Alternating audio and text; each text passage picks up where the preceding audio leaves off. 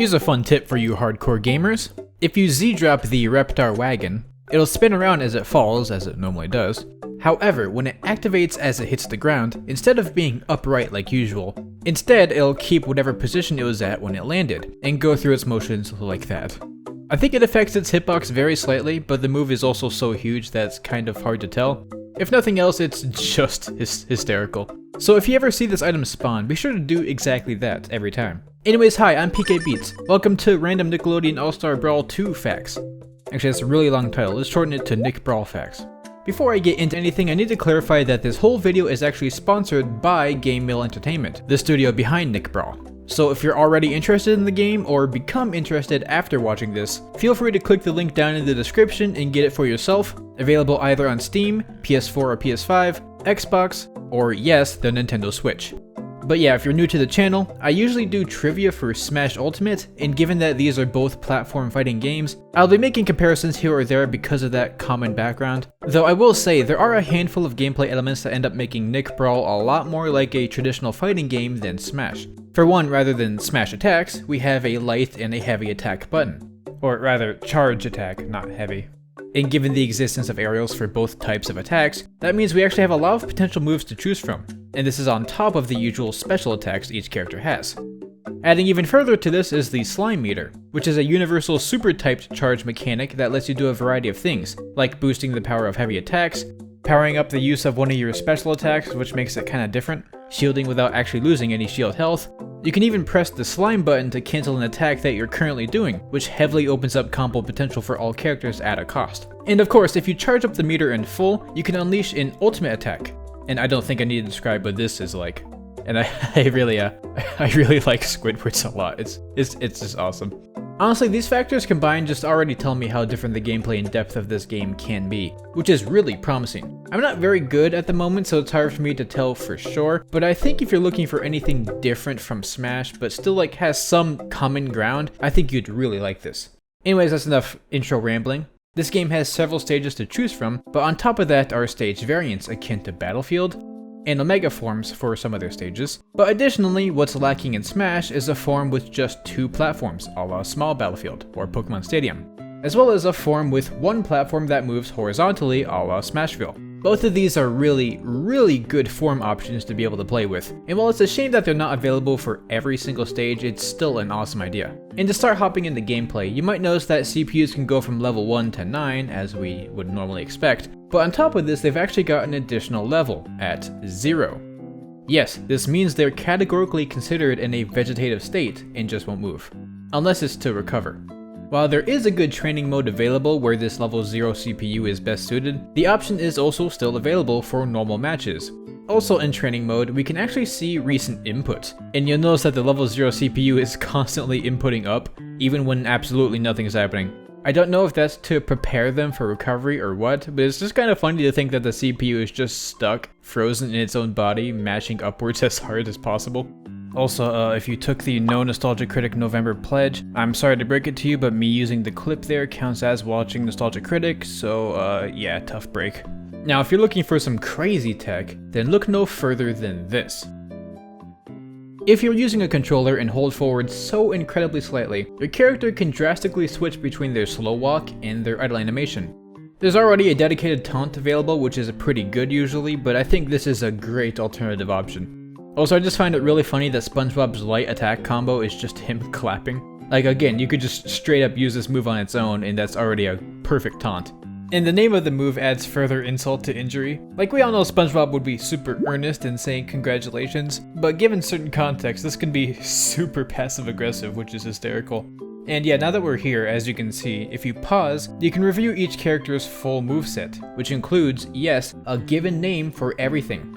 Obviously, I won't go through every single one, but just like this whole game, there's loads of references basically everywhere. Like how Patrick's light combo attack is called Wumbo Combo, which is really funny in like 2 ways. And these fun references paired with the incredible voice acting given for the entire cast really drives home the feel for this being a proper Nickelodeon All-Stars game.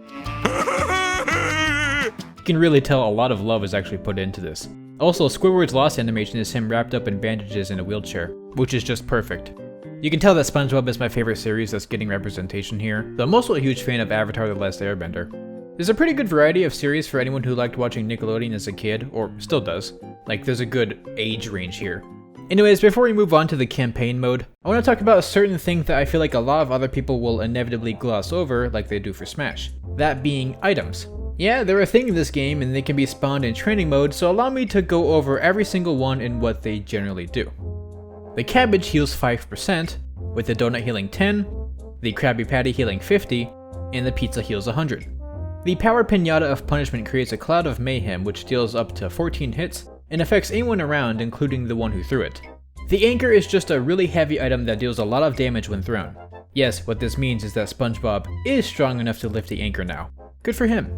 Arnold's Boombox is a timer-based explosion, which can be picked up and thrown, but its explosion will affect anyone in range. Valerie's gun is a shooting item whose projectile will travel seemingly across the entire map. It's pretty strong and fast, but is balanced out by the fact that you cannot shoot in the air, at least as far as I tried. The Cheese Race projectile doesn't go as far and only shoots once. However, if it hits someone, they will be stunned for quite a while, which can be incredibly fatal.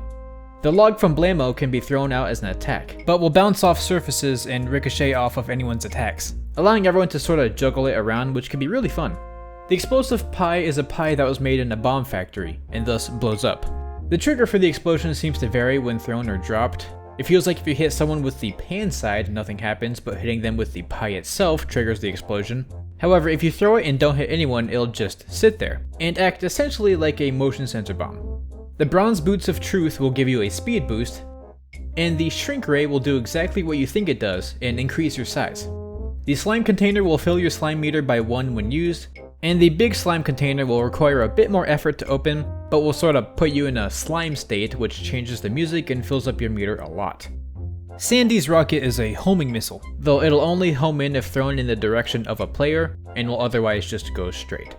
The Imagination Box is basically a crate and holds items. Some of the items seem to be unique to it and can't be spawned manually here, like this gnome, which is just a blunt throwing item, or this weird thing, I don't know, and a slice of pie, which heals 10%.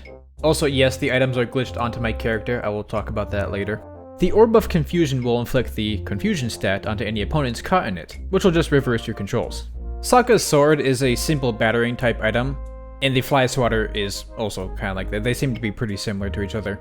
Sokka's Boomerang functions as you'd expect, though you need to press the attack button in order to catch it again. Though as far as boomerangs can go, this one's actually pretty versatile. The Stump is just kind of a blunt object that you can throw and stuff. Has pretty good item combo potential. As does Tommy's Ball, which when thrown will stay in place and act essentially as a bumper. And lastly is the Reptar Wagon, which has no allies and will mercilessly bounce everyone around the stage in a violent, aggressive frenzy, and again can fall into the floor, which is funny. Now I don't really know why the items glitched onto my model like this. I think it has to do with something with the crate. The Imagination Box, and also with how items spawn or despawn. Perhaps all the items that spawn from an Imagination Box are considered one entity, so when one despawns, they all do, even if you're holding them? Though I'm also not sure, especially given how you can do this glitch with a crate. So yeah, it's just extremely funny. I couldn't pinpoint exactly how to replicate it, I just know that when I picked up items and threw a lot of crates, it just sorta happened. Anyways, that's enough of the basic stuff, because I want the rest of this video to be talking about the campaign mode. As you might be able to guess, this is the main single player mode, or what can be considered the story mode. When you boot it up, you'll see SpongeBob and Patrick being stupid idiots until, suddenly, portals. Now when you look through this menu, you might already have a few ideas of what this is going to be like, but for the time being, it started out for me with a horde battle, with a bunch of jellyfish. Afterwards, this toaster offered me to choose a power-up. SpongeBob's neutral special can be pretty good, and I love spamming it with the use of some B reversals. Yes, B reversing is a mechanic in this game, as well as wave dashing. Yes, they're awesome. So because I love using projectiles in neutral, I decided to use the power-up that gives projectiles a boosted chance to inflict freeze, which sounded awesome.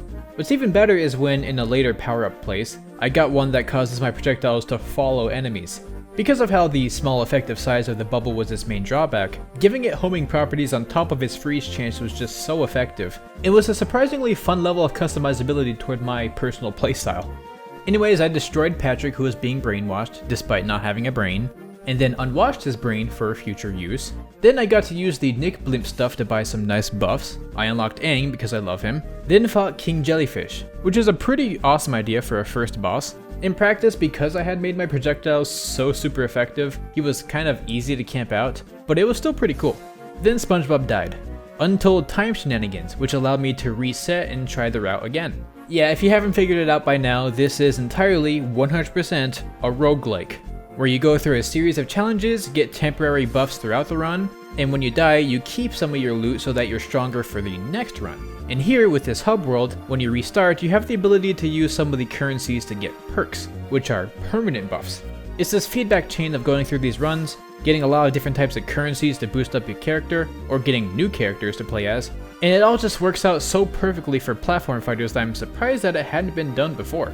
So far, there hasn't been an insane level of diversity in the types of challenges you go through, at least that I've experienced. But for, say, the enemy hordes, there is good variation for the enemies you fight, and given how your percentage taken carries over between challenges, it can be really tricky to have a good run. And there are a few levels where there aren't really enemies, but rather it's an obstacle course you can go through. And these can seem extremely easy at first, but again, the percentage you take carries over into other levels, so running into these otherwise harmless spike balls actually ends up being a pretty good penalty. Otherwise though, I just find these levels to be really fun and relaxing. And I just love this hub world. It's a great place to practice out the moveset of whatever new character you may have unlocked. And speaking of characters and diversity, another thing I really like is the unique dialogue you can get between certain characters and NPCs if they're from the same universe. Like this one point where I ran into the cabbage merchant shop, who seemed quite frightened for his cabbages after seeing Aang. I can only imagine how Miss Puff would react if I were playing as SpongeBob here. So yeah, while I've never really played roguelikes before, I can see not only how the core gameplay loop is addicting, but I can also just see how well it works in this exact environment and really appreciate it. That whole section might have sounded a little less fun fact-y and more sponsor-y, but that's primarily because I don't want to spoil everything that happens in the campaign. But for me personally, just knowing that this is how the basic gameplay loop works is enough to convince me to give the game a try, even if I hadn't been sponsored. So I hope you think so too and decide to give the game a shot. And if you do decide to, be sure to click my referral link down in the description, as it'll really help a lot. However, for today, I think that'll be all. Let me know down in the comments what you thought, and more importantly, what sorts of questions or facts you might have. If there's enough demand for it, I could always make another one of these videos, perhaps in a more traditional format to what my channel usually does. Regardless, another big thank you to Gameville Entertainment for providing me with a copy of the game and for the sponsorship. And a big thank you to my patrons Raighne, Still700, Burbo, SpiderJew, and everyone else for the support. Stay casual, and I'll see y'all later.